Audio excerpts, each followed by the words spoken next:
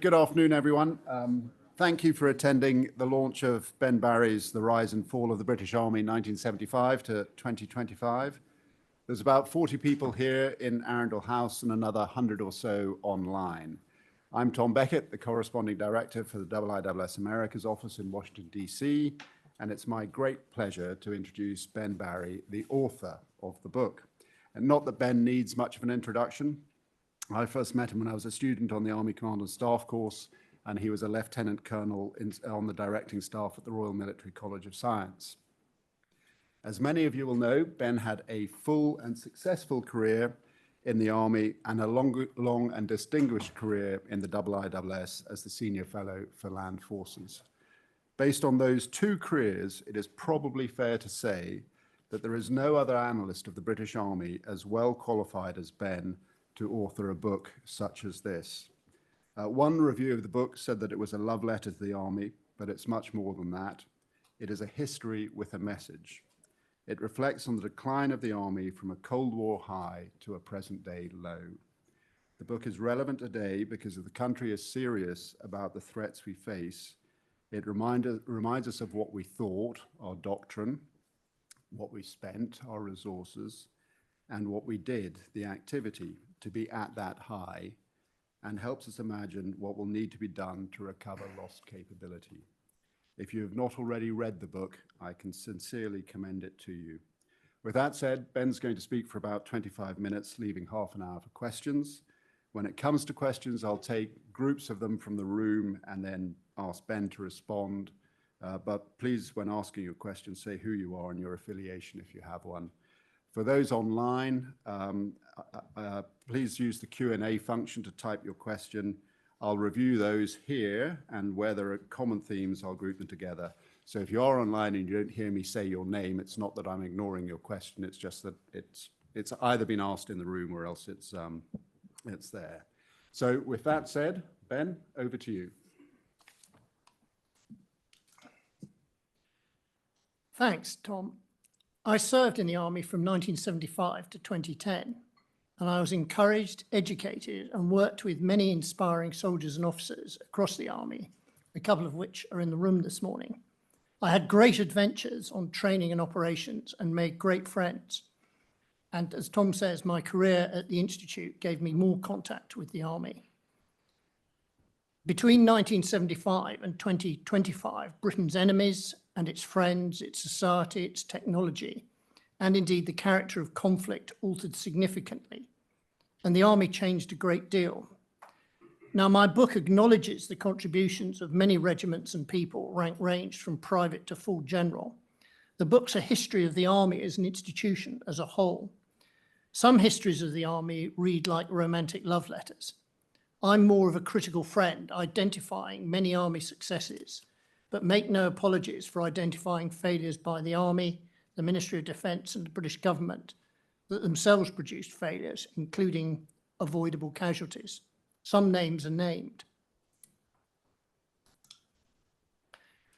Why is the book called Rise and Fall? Because the half-century saw the Army's fighting power grow to a high point, followed by a plateau, then a decline, which is yet to be turned around. Similar stories could be told about the Royal Navy and the RAF, but this is the Army's. Now, a country can have any number of defence policies, strategies, management plans, and inspiring rhetoric by politicians and senior military leaders. But if its armed forces can't fight, the money's wasted.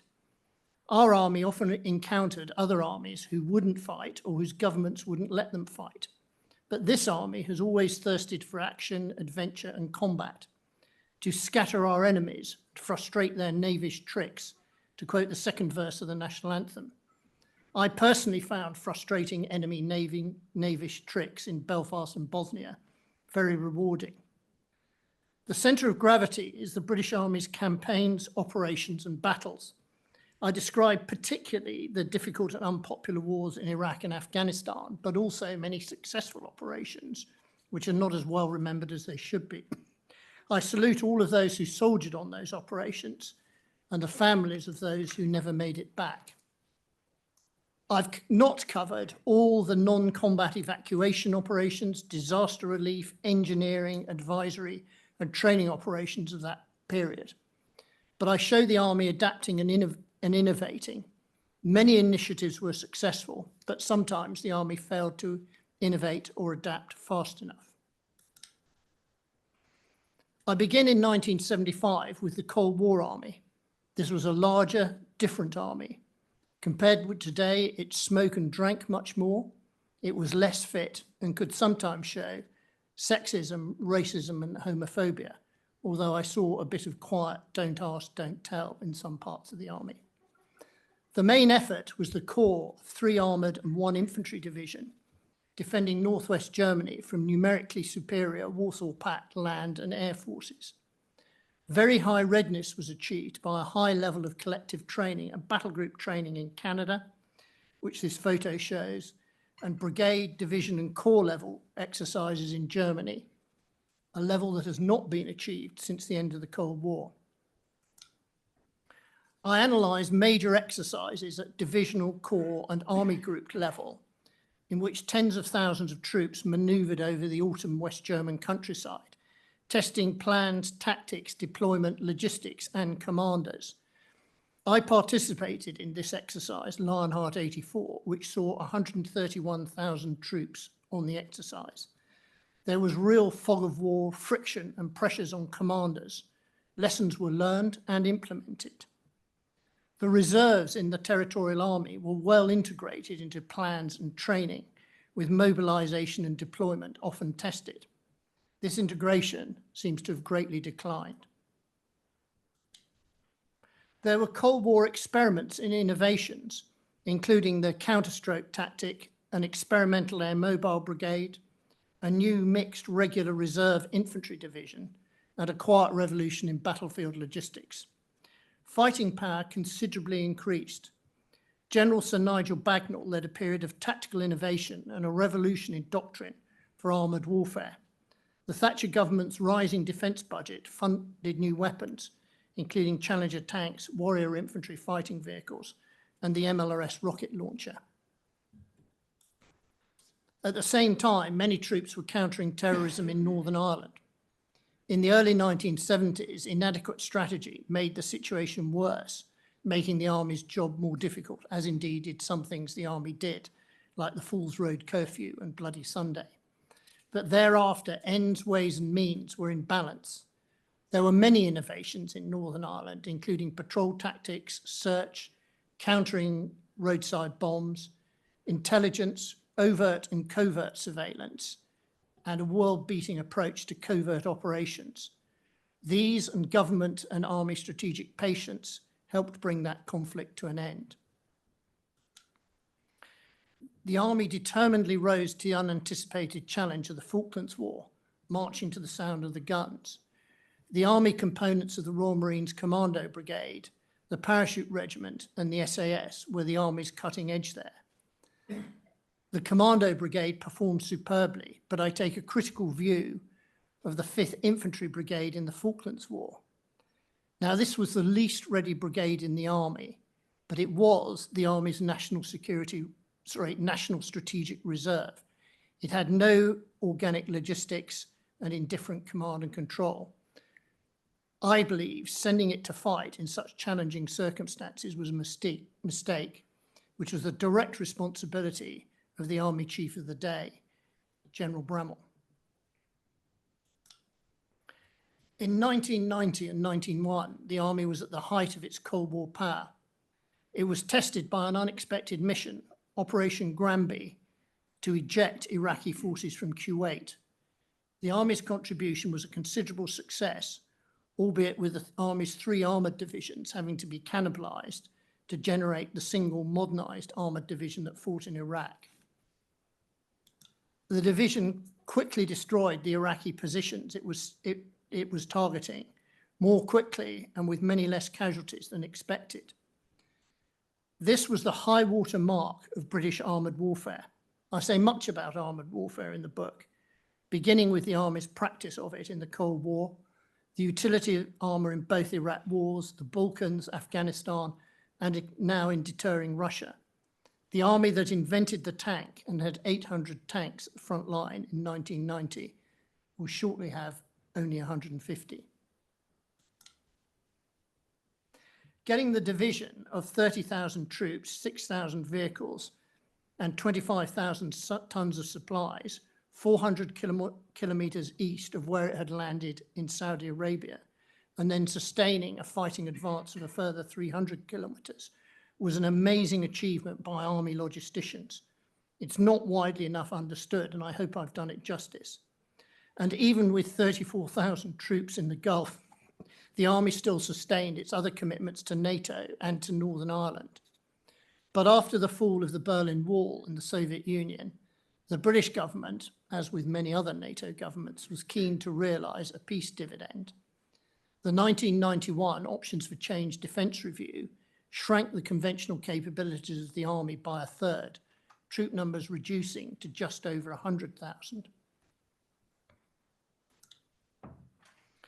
The foundations laid down in the 1980s still underpin the army's success in facing down brutal warlords in the unanticipated and difficult UN and NATO operations in Bosnia. And this is the only photograph that I took on a freezing cold day on the front line. In fact, it was so cold that my operations officer setting up a small headquarters in the same room, who normally was very cheerful, actually looked cold. So I said to him, "Ross, it's unusual, you're looking cold." And he said, "Colonel, yes, I am cold. I'm as cold as the testicles on a snail crawling across a frozen lake."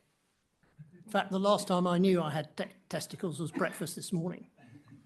At the height of the campaign in 1996, the army deployed over 10,000 troops to the NATO force in Bosnia, including the newly created British-led Allied Command Europe Rapid Reaction Corps, HQ, the HQ of 3rd Division, a full armoured brigade, and all these were combat ready with full logistic and medical support. The 1998 Strategic Defence Review resulted in the army reorganising to better conduct joint and expeditionary operations, but it was never adequately funded by the unsympathetic Chancellor, Gordon Brown. When in 1999, NATO started bombing Serbia, the army rapidly deployed HQ ARC and armoured and logistic brigades to Macedonia in readiness to become KFOR, the Kosovo Stabilisation Force, after any ceasefire deal. Initially, they supported the civilian humanitarian mission by building tented camps for thousands of ethnically cleansed refugees. Concurrently, and in conditions of great secrecy, they planned to lead a corps-level ground attack to forcibly eject Serbian forces from Kosovo. This would have required a full British division and mobilisation of reserves. But General Milosevic blinked first and Serb forces withdrew, supervised by KFOR. NATO's command and control caused great friction, not least when NATO Supreme Commander, General Wesley Clark, ordered General Mike Jackson to confront Russian troops that had arrived at Pristina Airport. Jackson told General Clark, "I'm not going to start World War III for you." In 2000, a rapid deployment to evacuate civilians from war-torn Sierra Leone was masterminded in an intentional act of mission creep by then Brigadier David Richards. He sought to defeat the bloodthirsty RUF rebels that were on the cusp of victory over Sierra Leonean government and UN troops. He succeeded in this, and after a daring hostage rescue mission by the SAS and Parachute Regiment, a long-term British mission rebuilt the country's army over the next decade. In 2001, the army played the leading role in setting up the International Security Assistance Force in Afghanistan. In Basra in 2003, it conducted a 21st century smart siege that captured the city without turning it into rubble. Now, the reduction of violence in Northern Ireland by that time meant that the 100,000 strong army could just about sustain these commitments. So from 1990 to 2003 was a high plateau of military achievement. It gave the army justified self-confidence. But I saw some overconfidence and complacency in the army, in MOD, and in the government. And there then follows 2 decades of descent from this peak of operational effectiveness, the fall. Now, a secret defence review by stealth over 2003-2004 again cut the defence budget and the armed forces. Prime Minister Tony Blair tolerated this, resulting in further cuts to army troop numbers. A consequence was a cut to the budget for future helicopters, which directly contributed to the lack of helicopters to support troops in the early years of the campaign in Helmand. Stabilisation of Iraq saw ever-increasing mismanagement between ends, ways and means, resulting in strategic failures. The Iraq inquiry rightly identifies many reasons for failures, but the principal reason for this lies with the leadership, or the lack of it, by Tony Blair and the rapidly rotating cast of his defence ministers, and with some senior leaders in the Ministry of Defence.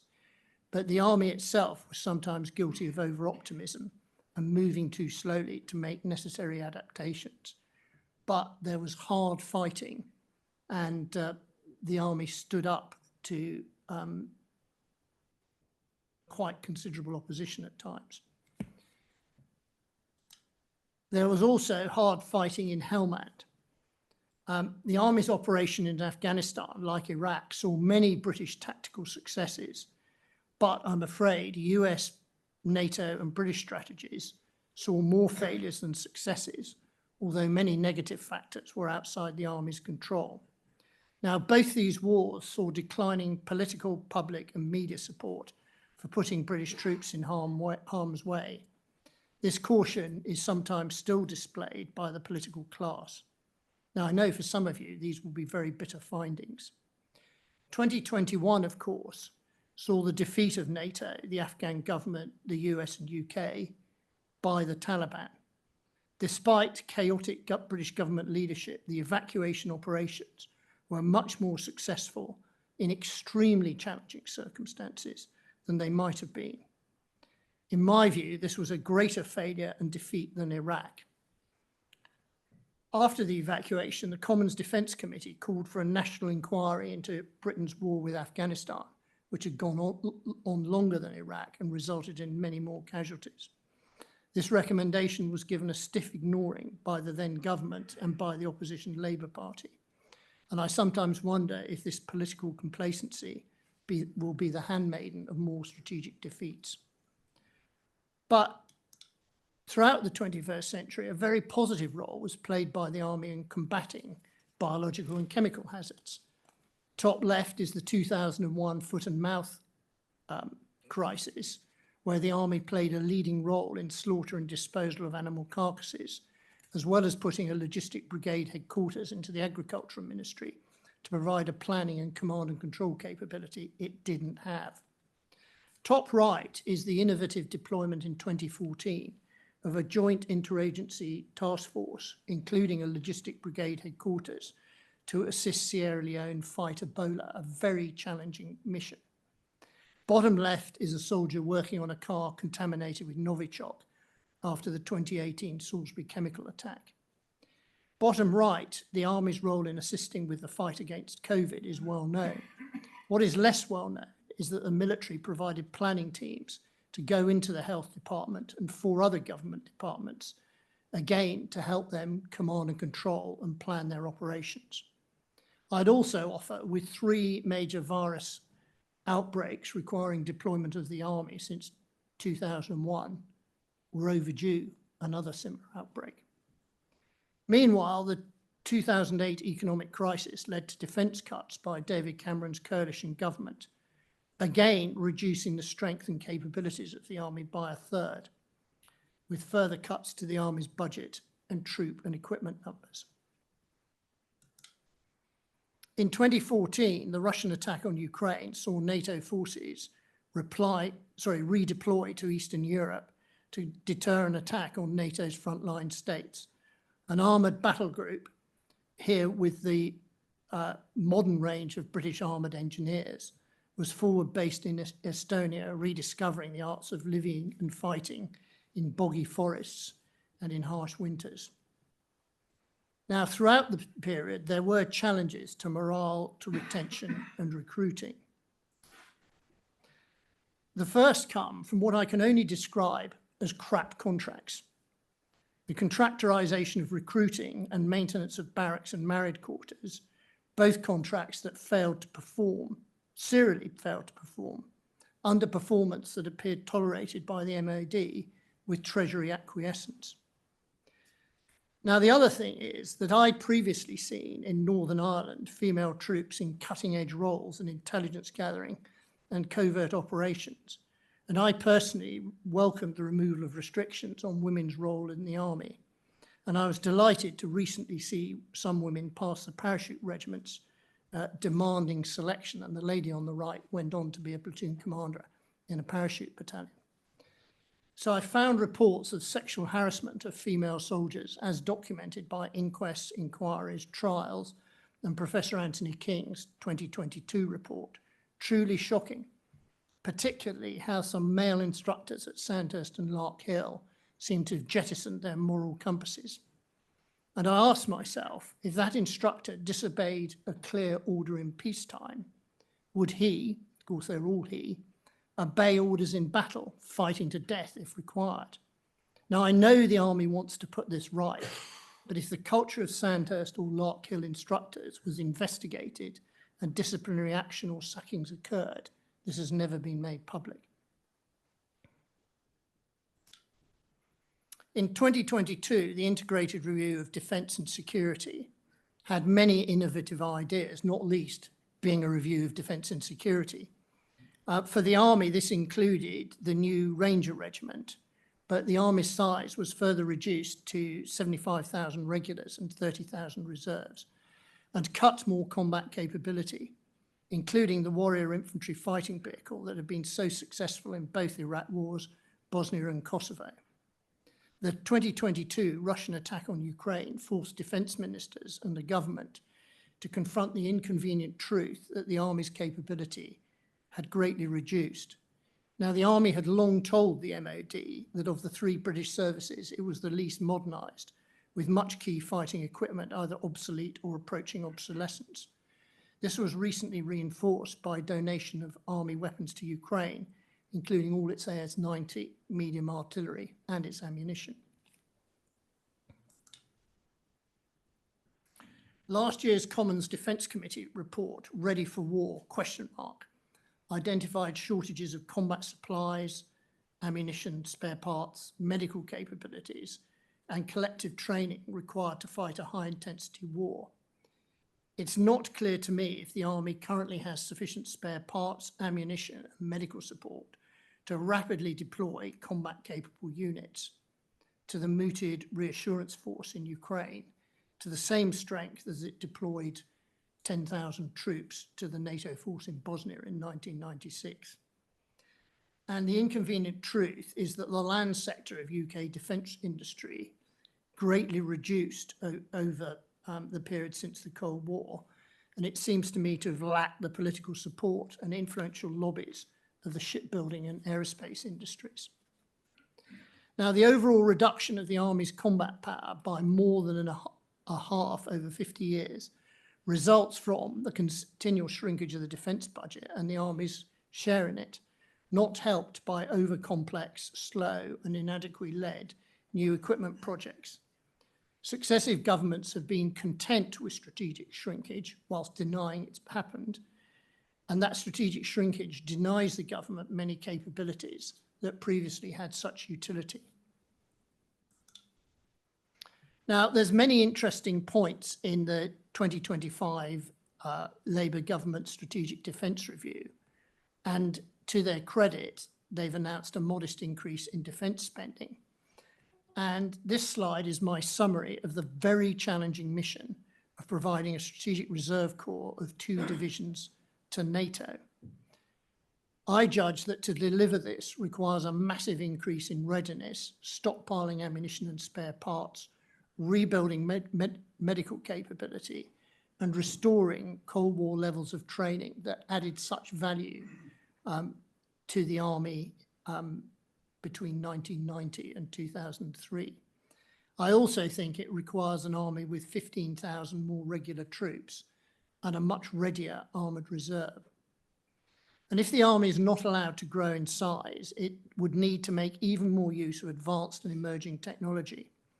Current Army Chief, General Sir Rowley Walker, sets out an ambitious vision for radical change, making increasing use of drones, artificial intelligence, and deep strike weapons.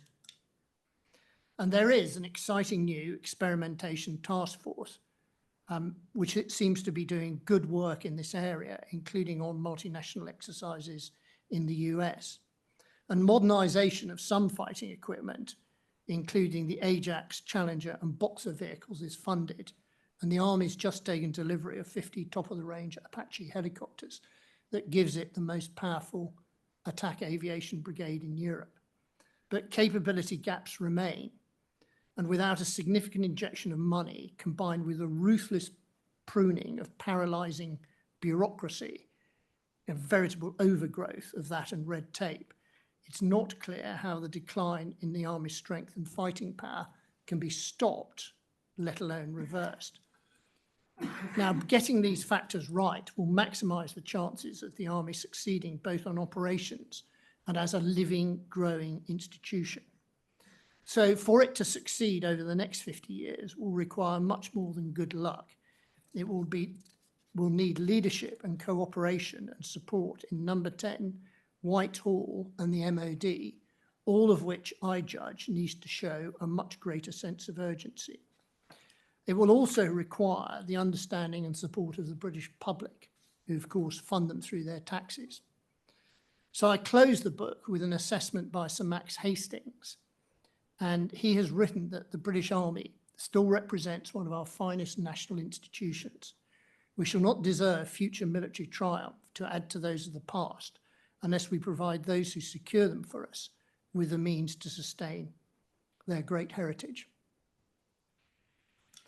And I'll just explain, this slide here is a bit personal. It's the slide of the Basra Wall and a bugle of 5th Rifles, a former battalion I served with, reflected in it.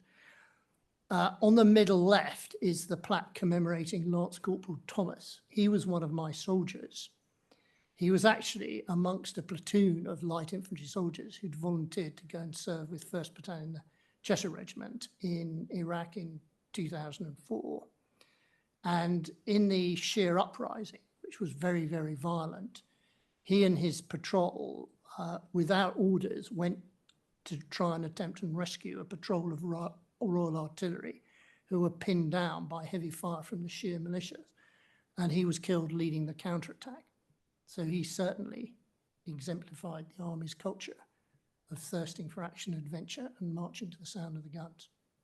But over to the audience here and in cyberspace. Ben, thank you very much. That was a magnificent warts and all, perhaps somewhat depressing, but that's what the questions are for. So if anyone wants to ask a question here, I've got a couple that I can ask from online, and I might do that.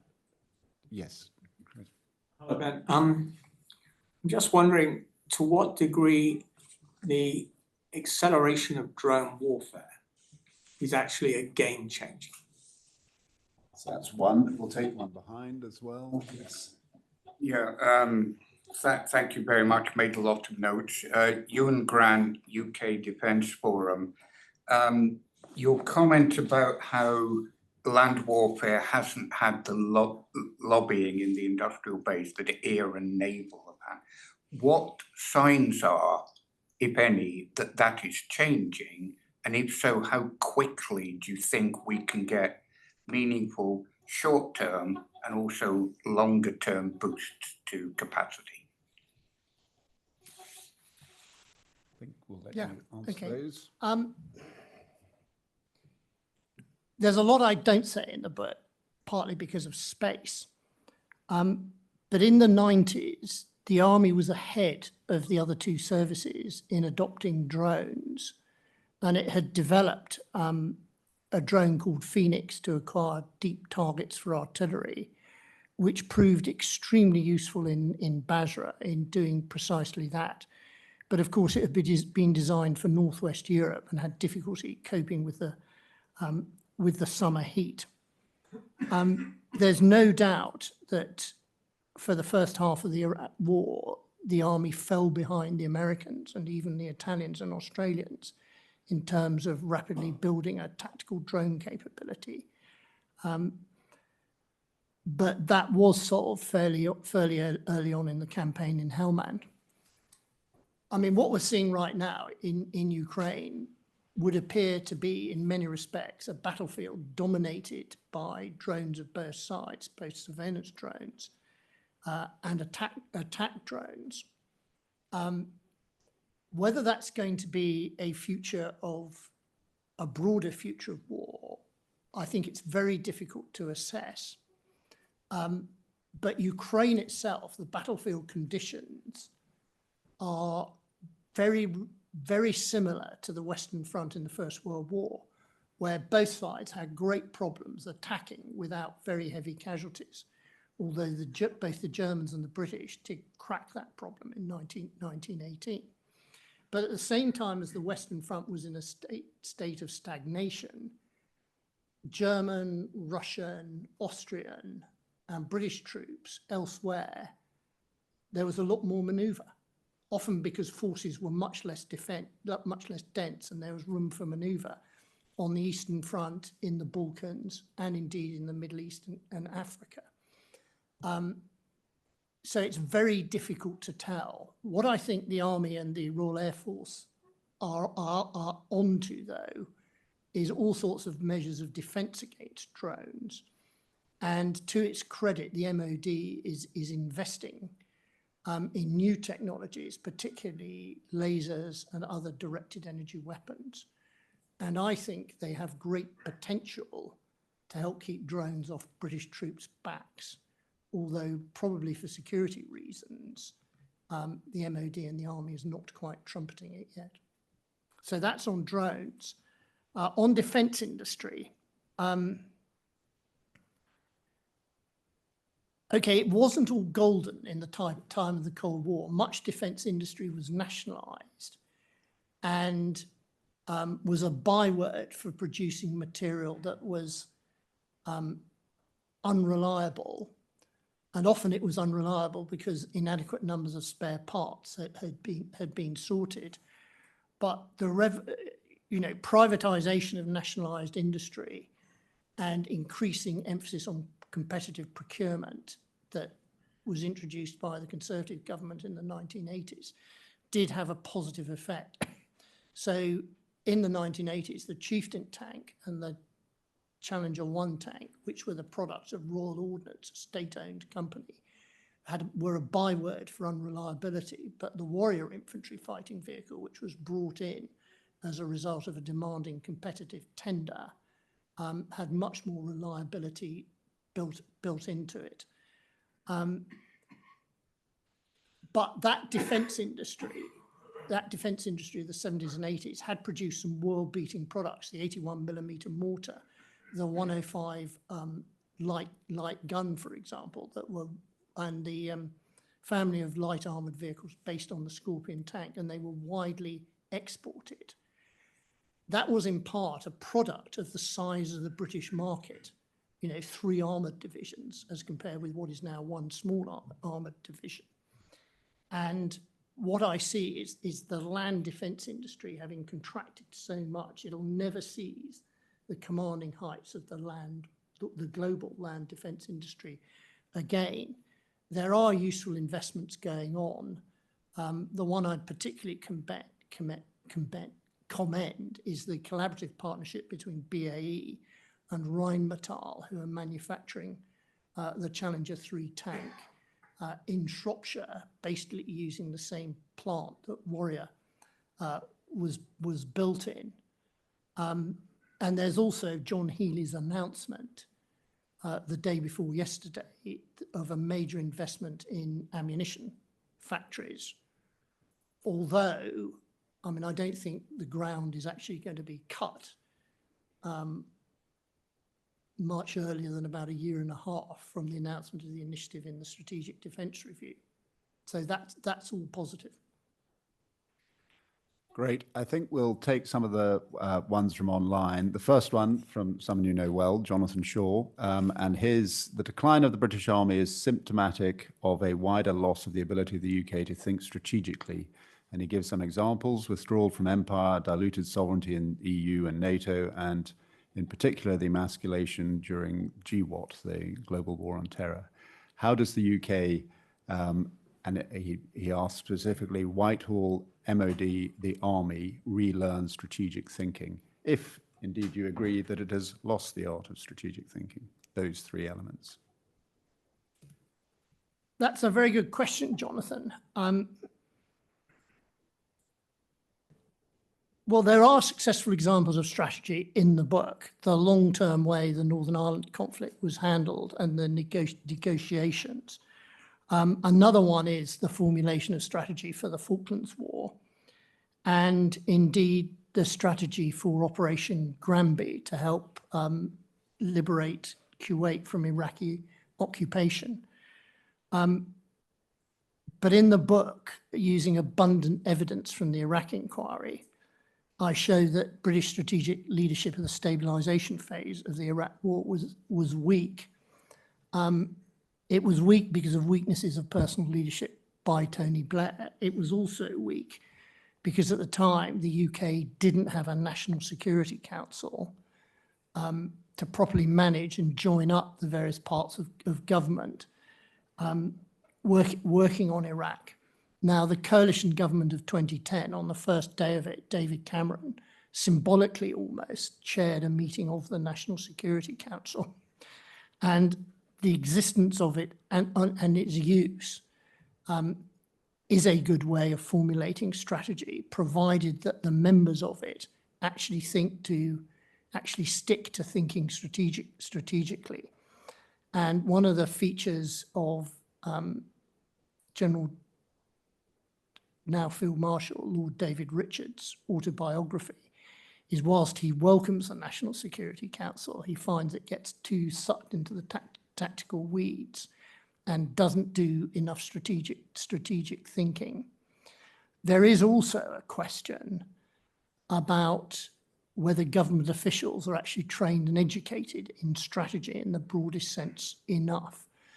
The military certainly attempt to do so. And as an example, the Higher Command and Staff Course and the Royal College of Defence Studies definitely try to inculcate that. Whether there's enough training and education for the rest of government, I'm not sure. I'd say also there's a weakness in the British government in its management of crises.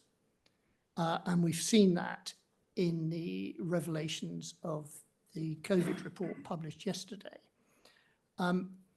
In the Cold War, British government did high-level crisis exercises, including simulating World War III, up to and including the release of nuclear weapons.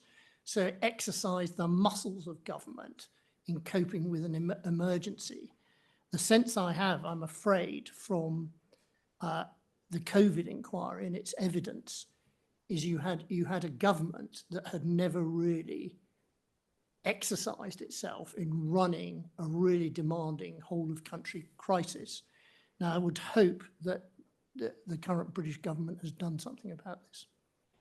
Thank you. There are some very good questions online. So if you'll tolerate it, I'll come back to you afterwards, Desmond. I'll group two of them together. One from because they're complementary. One from Hugo Rosemont, who says, who asks, in improving the future prospects of the British Army, what is your assessment of the significance of the current government's efforts at defence reform? And complementary to that, Matthew Saville, at a colleague of ours at RUSI, asks, to what extent do you ascribe the fall to political misuse of the army, and to what extent is it military failure to adapt or respond to changes in warfare? So if you want to take those two together, and then I'll come to Desmond, and then we'll have another one from online.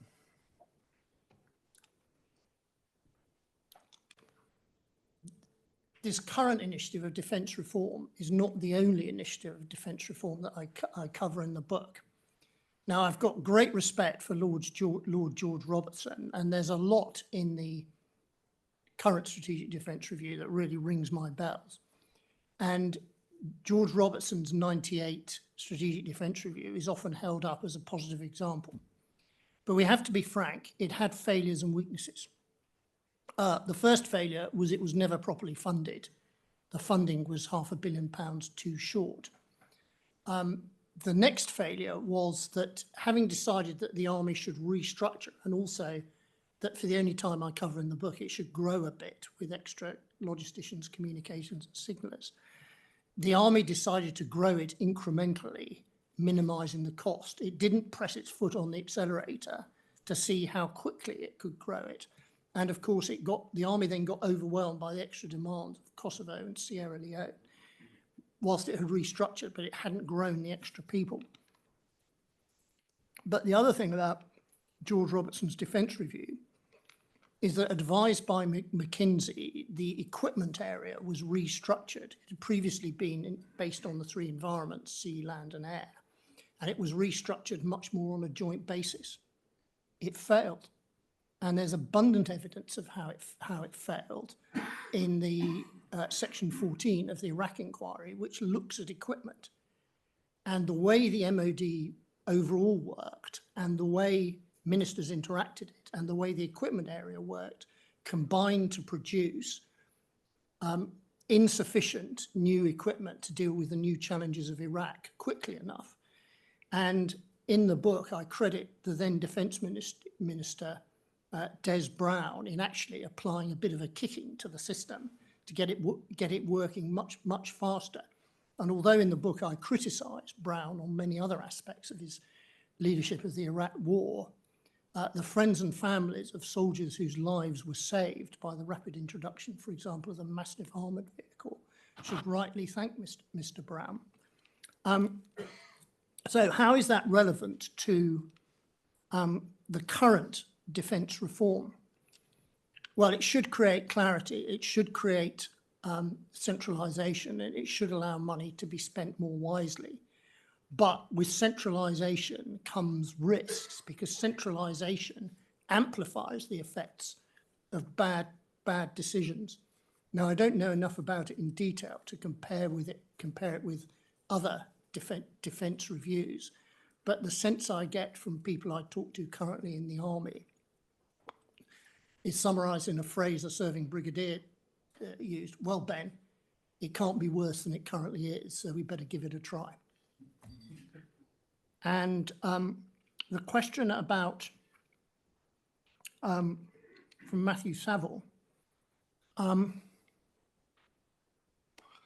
well, the Iraq War was the most ginormous political risk, as indeed was the commitment to Afghanistan. And it is fair to say that of the people in the army who soldiered on at considerable personal risk in Iraq and Afghanistan, many of their friends and family were deeply uncomfortable with the war and sceptical. And there were quite a few serving people whose friends and family marched in that great big march just here in London, just before the Iraq War.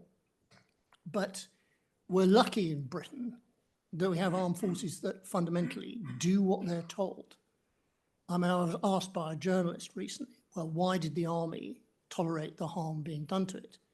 Well, the answer is that it was told to reduce, it was told to restructure, it was told to cope with a particular budget.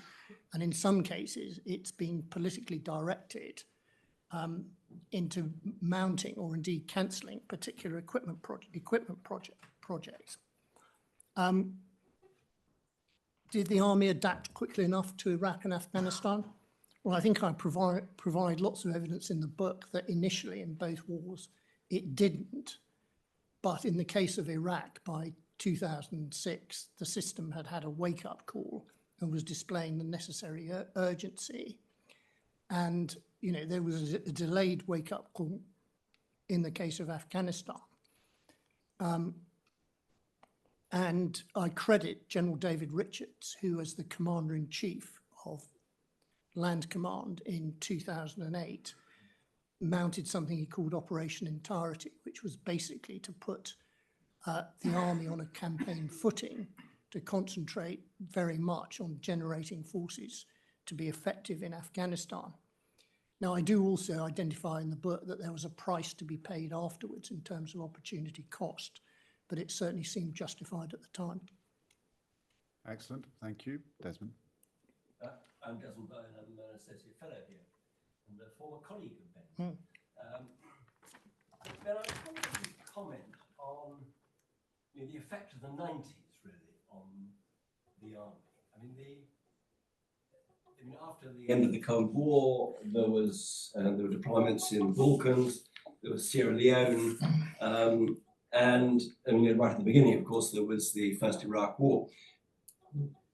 But I'm sort of conscious that Rupert Smith, in his book on the utility of force, his basic argument was force will be deployed, but it is in order to create a platform for political solutions to be made.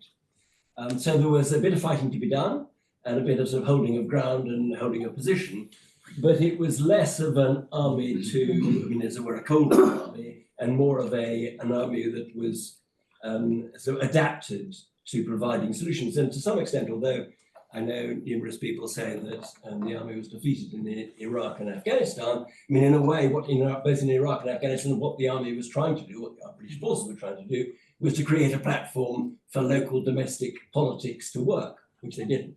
But I just sort of wonder whether, that idea of the utility of force and the kind of, ratcheting down of ambition actually affected the capability of the army and the ambition of the army to be a, as it were, a more old-style fighting force rather than one that would create a platform for peaceful negotiation. Well, Desmond, I agree with you. In the book, I praised General Smith for his command of the British division on Operation Granby, where he came up with an innovative new concept of operations and a new way of organising the division for a mission that had been utterly unanticipated during the Cold War. But he applied the principles of the Army's Cold War expertise and the legacy of General Bagnall's emphasis on manoeuvre warfare to brilliant success. I also think that if Nobel Peace Prizes had actually been handed out for ending the war in Bosnia, there should have been one shared between General Smith and the late US diplomat Richard Holbrooke for actually doing the heavy lifting in very difficult circumstances for ending the war in Bosnia. What I don't do enough of is credit Smith's role as GOC Northern Ireland whilst the Northern Ireland negotiations were going on, nor his role as Deputy SACEUR, particularly during the Kosovo campaign. I lived in that army and I served in Bosnia and Northern Ireland and the army staff during that period. I think a lot of what the army did drew on that foundation. So an example I use is when the army went into Bosnia, it had not really taken peacekeeping seriously, and it suddenly found itself in a situation that was a very, very demanding form of peacekeeping when there wasn't a peace to keep, completely outside UN doctrine. Well, it rapidly wrote some doctrine, but also improvised in contact, and it succeeded in that. I think, though, if I look back on this critically, in Bosnia and Kosovo and Sierra Leone, the British Army, assisted at times by the Royal Air Force and the Royal Navy, its combined arms capabilities, including its training and its leadership, really overmatched those who chose to confront the British Army militarily, whether it was an armoured brigade doing peace enforcement in Bosnia or indeed the Pathfinder platoon of 16 Air Assault Brigade putting themselves out in front of the rest of the brigade to stop a RUF column, which they did with great success. But the enemy wasn't first rate. It mostly wasn't second rate. It was mostly about third rate. So when the British used force, the enemy often discovered an urgent requirement to be back having tea with their aunt and uncle somewhere well removed from the battlefield. So I think that gave many people, including myself at times, a sense that what it was going to do from after 1998, 2001, and that stealthy defence review was more of the same. Now, I also discern this tendency within people in the US Army, particularly those who'd served in Kosovo, where they'd been greeted as liberators, and that the British weren't greeted as liberators by and large in Afghanistan, and particularly in Iraq. And the insurgents and militia reminded us that the enemy have a vote and will fight to the death to cast it. I think that was actually an unwelcome strategic shock. I mean, fortunately, there was a considerable basis of combined arms training at that stage for people to fall back on. But I think it was a sort of slow burning strategic shock. And I think in retrospect, I could deploy evidence of both the MOD and the Army having been lulled into a full sense of security by what at the strategic level were easy successes in Bosnia, Kosovo and Sierra Leone. Not to disrespect anyone who served there, of course. It's a very good point, Ben. Easy enemies to deal with in those campaigns, and first level insurgencies in Iraq and Afghanistan were a shock for many. So the question from Adam Gibson, and then I'll come back to the room, is the Army's reduced size the core issue, or does your research indicate underlying organizational and doctrinal misalignment that would persist regardless of troop numbers? I mean, you've answered it in part, but a fuller example, a fuller answer would be useful. Well, there are three interlinked factors. The reduced size is a big issue. I mean, I've pored all over the Army's order of battle, and I don't see, for example, it has a strategic reserve anymore. Also, the reduced size and reduced activity levels and reduced integration of the Army Reserve. And I may be being oversimplistic, but I saw an Army Reserve that was really well integrated in the Cold War.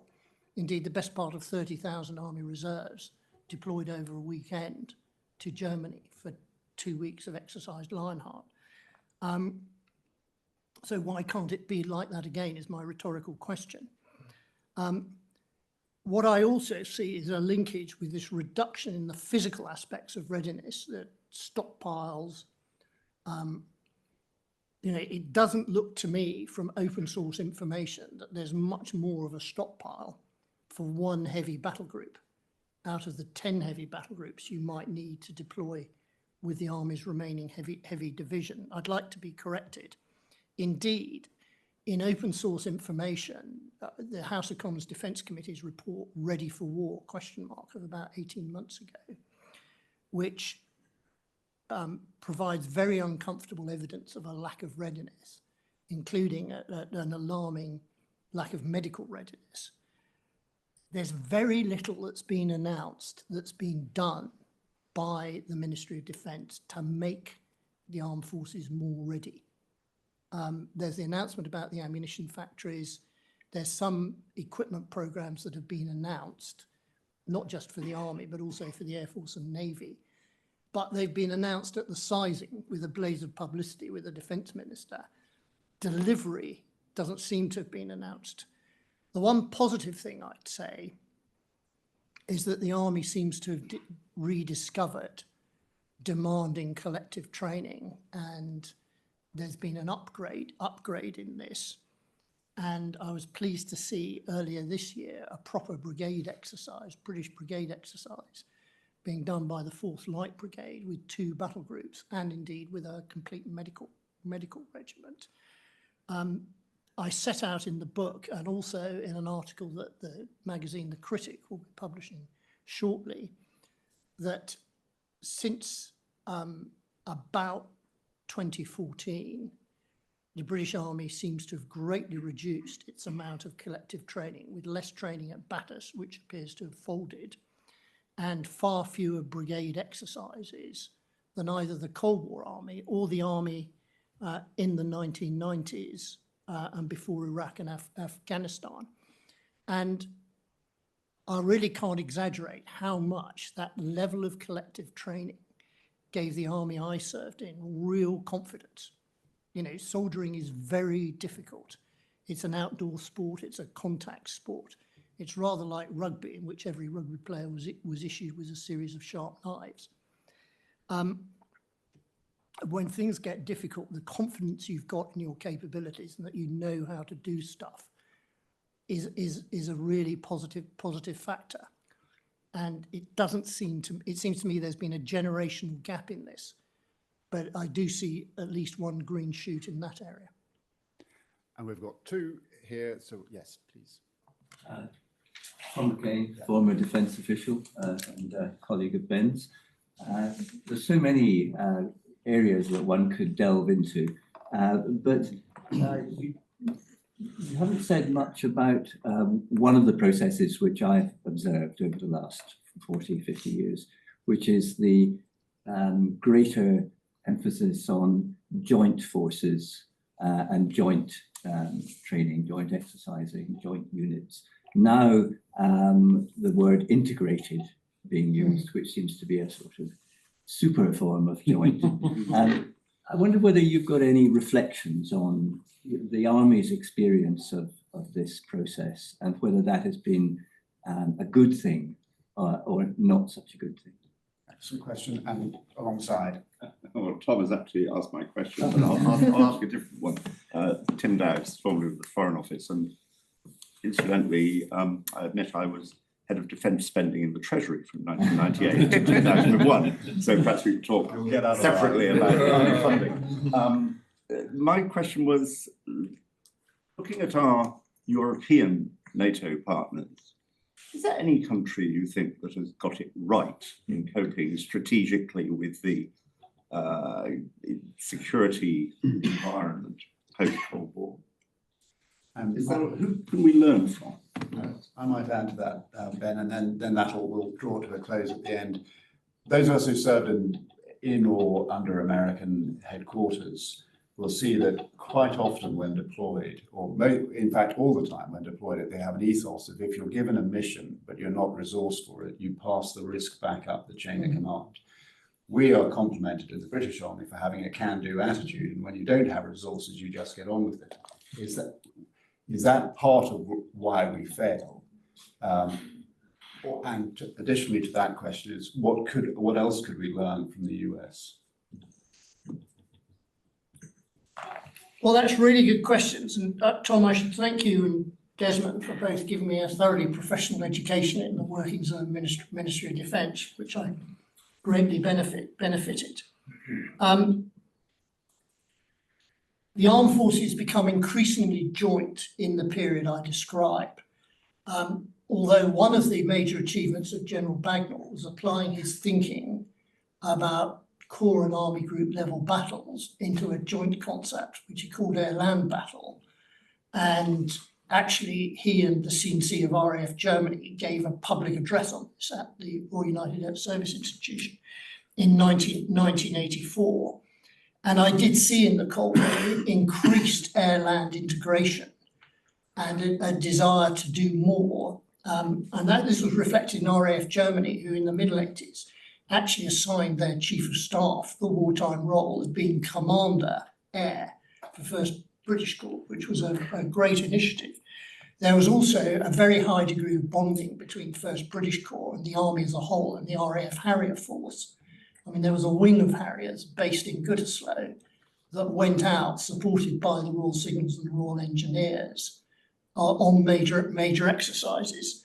There was also a revolution in the Army use of battlefield helicopters, with the RAF replacing the relatively small Wessex with the huge Chinook, which still is a decisive asset for both logistics and air manoeuvre. The generation I belong to, though, well, when I did HCSC, along with several people who've asked questions, we had a sense that level of integration had lapsed to a certain extent.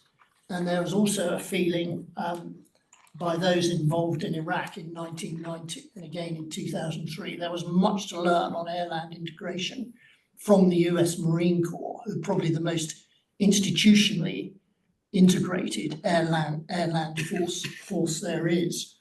And indeed, I'd say now that drones allow air-land integration at the tactical level in a way that was never achievable before. You know, a battalion doesn't need a dedicated air control party to be able to use its own drones. And I think that there's still very much that appetite in both the Army and the Royal Air Force. And it's also been helped by the creation of the Joint Staff College. So Lieutenant Colonels, Wing Commanders and Naval Commanders study on that course jointly, and the High Command and Staff course is inherently joint. So I see lots of positive things there. Who can we learn from in Europe? Well, I personally often felt we could learn from the French because they had an approach to expeditionary operations, a very robust approach to their wars they fought in former colonies. Although the French have been strategically defeated in the Sahel, a defeat that's just as significant as the Western defeat in Afghanistan. I think we can learn right now from the Scandinavian nations, particularly with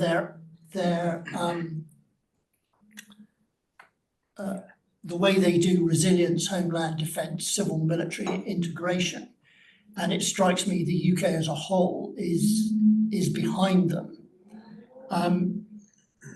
The US,